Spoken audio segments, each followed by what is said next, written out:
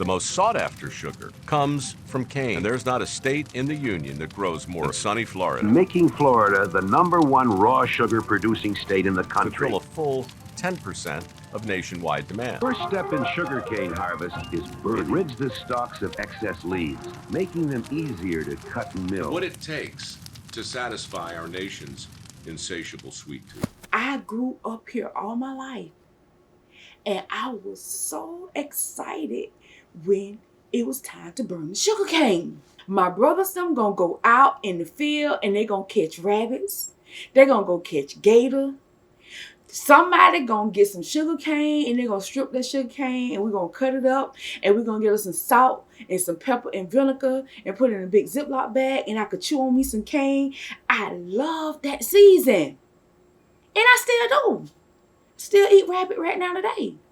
But what we did was we turned a blind eye to all my friends got asthma. We thought that was just normal. I had a really good friend in my dance class. I've got a cousin with asthma. She had really bad asthma. Visited recently and was hospitalized. Could not dance when this season started. Triggered attack from the ashes falling. We too sick. You know, both my grandparents. One of my grandchildren. From families where they live to be 90, they live to be 100. Is on the breathing machine. They both died from cancer. Nobody should have to live like These that. are things that don't get publicized. Respiratory issues. Asthma attacks. They don't get talked about enough. Cancer happens Panic from attacks. But they're happening on a day-to-day basis. Going to church, I had one of the most amazing leaders. Her name was Pastor Larissa. And she just wasn't my leader. She was my spiritual mom. Very beautiful woman. Very powerful woman of God. And she found out she had cancer. And she overcame it one time, then it came back. Her doctors asked her, are you around any farming or anything like that? Is anything like that being grown around you? And she said, I have sugarcane behind my yard. And he said that, well, the pesticide that is being placed on the sugarcane, when they burning it, you're breathing it in. And we found it in your blood.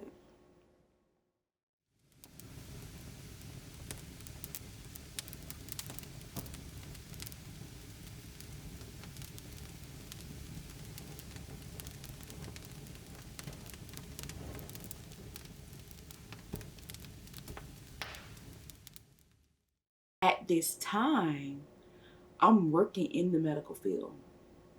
It was just so many people coming in during the time of the burn.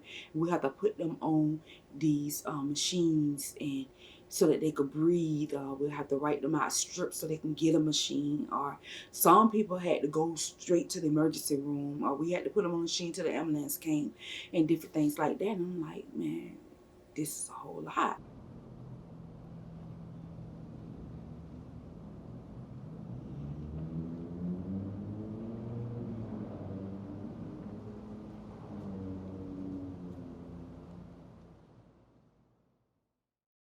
That December, my grandson was born. Healthy baby boy, beautiful little boy, no problems at all, no problem with breathing or anything. And when we would take him outside in this burning, he couldn't breathe. So we took him to the doctor, and he had to have a machine brought home. And we would have to put him on this machine constantly, you know, when they burn. And so I'm like, no, something ain't right about this. See, it's different when it come knocking at your door. We call it black snow. I used to call it black rain as a child, but It's really just ash. That comes from the sky. randomly from them burning the sugarcane. That stuff, it's all, people are breathing that stuff in. We can't stop breathing. And they're getting sicker and sicker every day. We gotta breathe. It happened frequently enough to feel To normal, live with it every year. but in The hindsight, community itself is dying. It's heartbreaking to see it.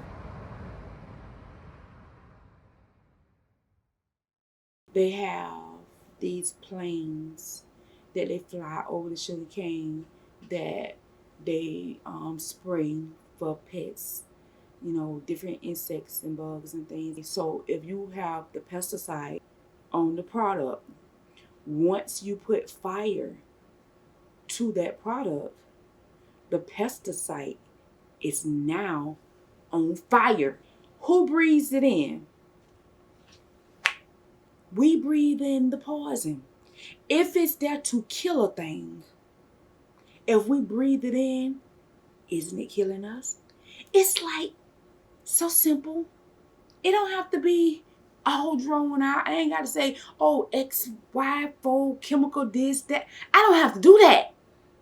You taking something that is poisonous to kill insects that affect the crops.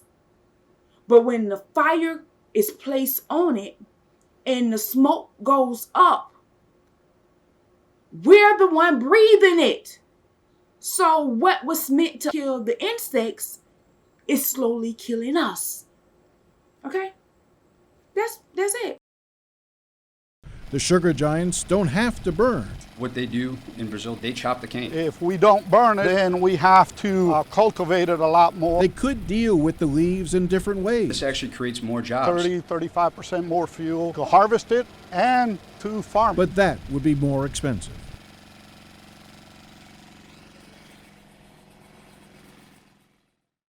The leaves are valuable. You got so many different companies that's begging to come here, set up business here to get that product and turn it into different things. That's jobs. It's jobs. It's jobs.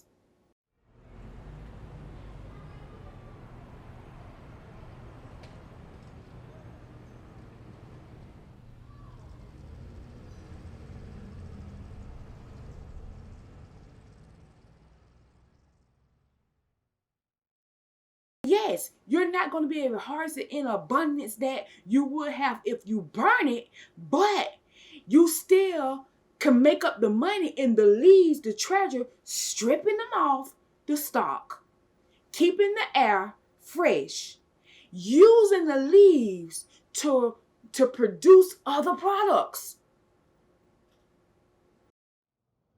Sugarcane fiber left over from those sugarcane fields. We cook it in a proprietary chemistry and then dewater it. Turning sugarcane into eco-friendly plates, bowls, and to-go boxes. A good alternative to plastic littering our waterways daily. Comes from sugarcane. That's annually renewable versus a tree that takes 30 years to grow. Part of the answer that all of us have to put together in terms of resource management, environmental management.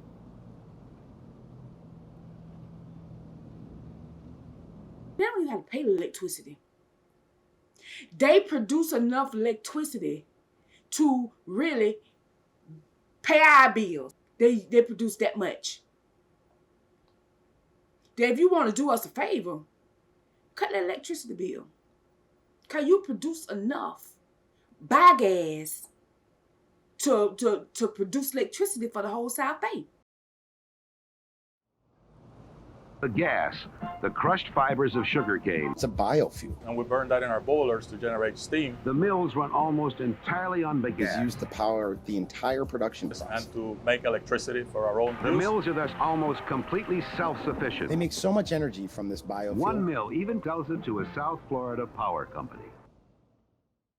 We could have so much more if we had the right people coming together. For one, we don't have to lean on the governmental system.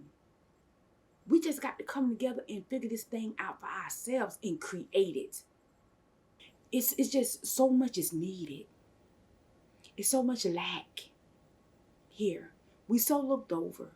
It's just so much more out there, you know, that I want my kids and my family, my grandkids to have access to. I love it here. But I want so much more for me and my family. This is my assignment. And I can't leave until I finish and complete my assignment. And I understand that. And I could do that because I love my community. I love the Muck. Rooted in the middle of thousands of acres of sugarcane. Also rooted deeply in family. We all grew up in the struggle. We all understand each other. Just the family atmosphere. You couldn't walk into a store without somebody asking, "Are you Kina's daughter?" No village like that. And I know who lives in this house. We invest in the kids. It's a good place You grew up knowing marching band. Where do you? I think all of our kids in the Glades got rhythm. I love it. Different from everywhere you're gonna be. Cultural experiences that you're not gonna find many other Our places. town is just really talented. Yes, down here. We take pride in it. Down there. Man, it's special. This is what Muck City looked like. A little town that deserves a lot more